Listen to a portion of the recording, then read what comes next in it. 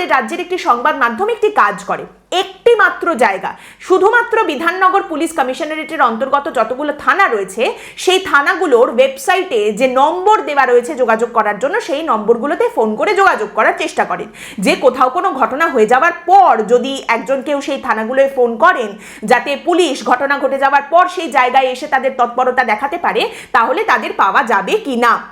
এবং সেটা করতে গিয়ে সংবাদ মাধ্যম কি দেখেছে, তারা রিপোর্টে বলছে যে তারা দেখেছে 15টা থানা, বিধাননগর পুলিশ কমিশনারেটের অন্তর্গত যে 15টা থানা রয়েছে তার মধ্যে 14টা থানার ক্ষেত্রেই আপনি যে নম্বরগুলো পাবেন ওয়েবসাইটে, সেখানে ফোন করলেই বলছে একটাই কথা, 14টা থানার ক্ষেত্রে you have dialled a wrong number, আপনি ভুল নম্বর ডায়াল করেছেন। আর এর মধ্যে সব থেকে খারাপ অবস্থা কোন থানার জানেন? এটা শুনে আপনি হাসবেন না কাঁদবেন আপনিই ঠিক করবেন। সব থেকে খারাপ অবস্থা বিধাননগরের মহিলা থানার।